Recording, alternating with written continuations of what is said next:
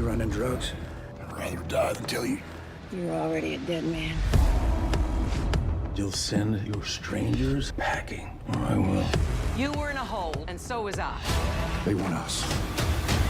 Episode 9 of Dutton Ranch has arrived as a title alone, and that title already carries the weight of everything this season has been quietly threatening. El Padrino, the Godfather, one Spanish word that reframes every alliance, every buried secret, and every power play that has been unfolding across 8 episodes in the dust and heat of Rio Paloma, Texas. And by the time the Season 1 finale drops on July 3rd, almost nothing about the world Beth Dutton and Rip Wheeler stepped into will look the same. The trailer for this finale teases a confrontation so consequential that even the most seasoned Yellowstone veterans are already bracing themselves. And there is one figure standing at the center of it all. A man the show has mentioned in whispers since episode 3, whose arrival may be the single thing that finally breaks the Jackson Empire wide open.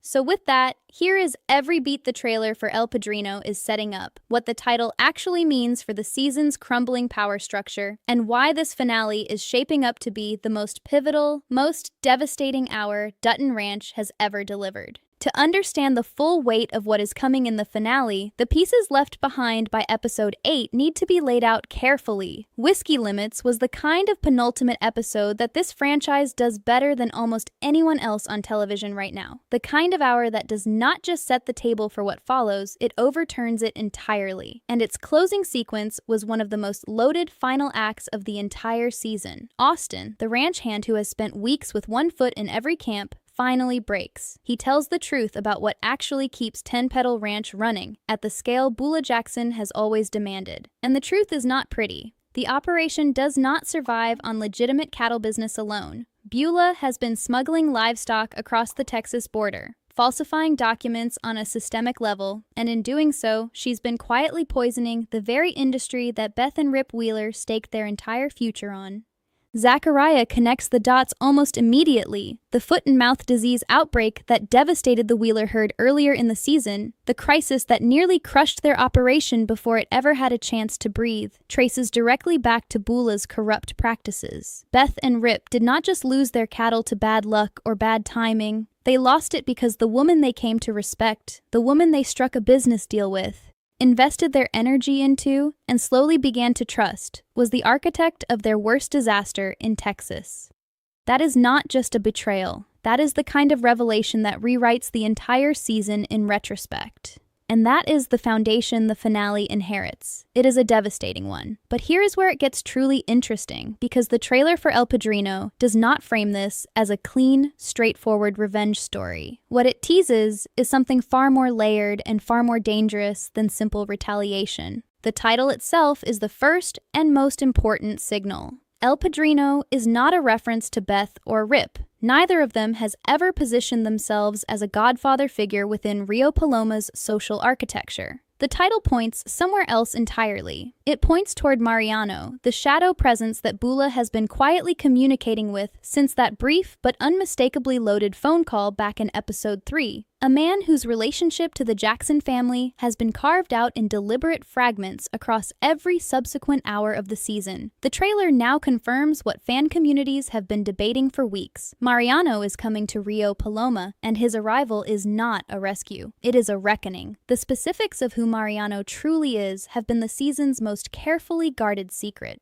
What the show has revealed piece by piece is that his connection to Beulah runs deeper than business, older than the Ten Petal Empire itself, older than her sons, and older than the version of Beulah Jackson that Rio Paloma knows and fears. He is the kind of figure that a woman like Beulah would only call in as a last resort, which means the fact that she's been in contact with him at all, even before her heart attack, suggests the Jackson matriarch sensed the ground shifting beneath her far earlier than anyone around her realized, and the trailer positions Mariano as arriving at a moment of maximum vulnerability across the board. Beulah is physically recovering from the cardiac event she suffered at the Ten Petal 190th anniversary celebration in episode 7, the lavish night that was supposed to announce the next chapter of her dynasty, and instead became the moment her body finally registered the cost of carrying an empire alone.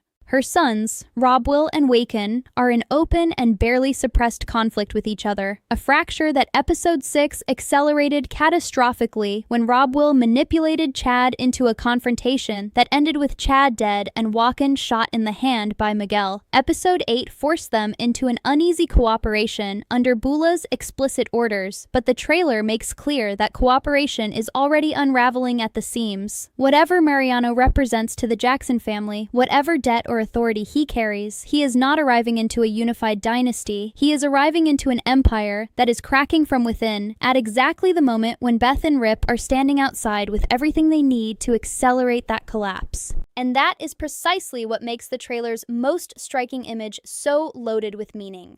There is a shot of Rip Wheeler standing at the edge of what appears to be 10 Petal Ranch land, not as a hired hand, not as an intruder, but as a man who has already made his decision and is simply working out the mechanics of what comes next.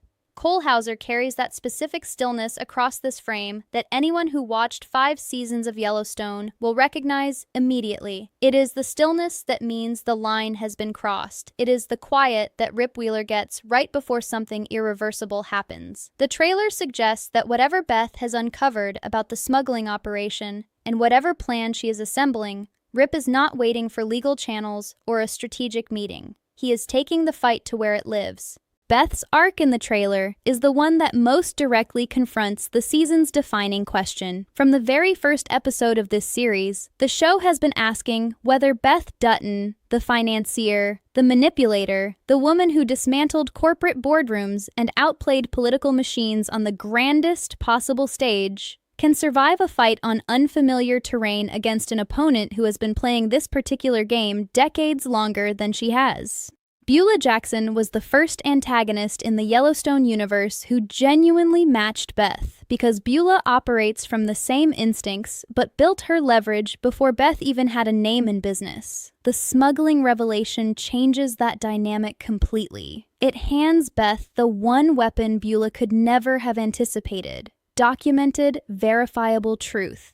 In a world where Beulah's power derives entirely from the mythology of a legitimate, multi-generational Texas institution, border fraud does not just threaten 10 Petal financially. It destroys the story Beulah has spent a lifetime making people believe. Now, alongside all of this, there is Carter, and the show has earned the right to have his storyline matter as much as anything else in this finale. His arc has been the season's most quietly affecting, tracing a teenager who arrived in Texas still half wild, still unsure of what he owed Beth and Rip, still figuring out where loyalty ended and self-destruction began. The connection he formed with Oriana, Beulah's granddaughter, Robwill's daughter, the young woman being positioned as 10 Petal's heir, gave him stakes in the central conflict that no one planned for, and the death of Dwight White, the eccentric old rancher who had taken Carter under his wing in those early Texas weeks, left a wound that the finale trailer suggests has not closed. In the closing moments of Episode 8, Carter reached out to Sheriff Handy Wade, asking about working for the department. The trailer shows him at the edge of that decision, standing in the doorway of the sheriff's office, looking like a boy who is trying very hard to become something steadier than what he has been.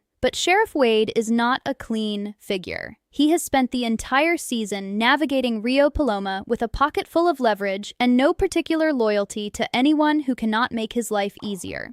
The trailer frames Carter's move toward law enforcement not as the simple arrival into safety that it might appear, but as a young man potentially walking directly into the most complicated power relationship in a town that runs on complicated power relationships. Whether Carter is stepping toward structure or toward a new kind of danger is one of the most resonant questions the finale is holding open, which brings everything back to the title. In the traditional sense, a godfather is a figure whose role is protection, someone who stands between the vulnerable and the violence of a world that does not particularly care whether they survive it. This entire season has been quietly interrogating who actually fulfills that function for the people in this story. Rip has tried to be that figure for Carter, often in direct tension with Beth's harder, more demanding approach to raising him. Beth has tried to be that force in the business dimension, protecting their future through intelligence and sheer force of will. Beulah has long presented herself as the godmother of Rio Paloma, the benevolent matriarch whose empire exists to sustain a community. And now Now Mariano is arriving, carrying a title that the show has spent 9 episodes earning the right to use. What the finale trailer is promising is the unmasking of every version of that role. The real godfather in this story is not the protector.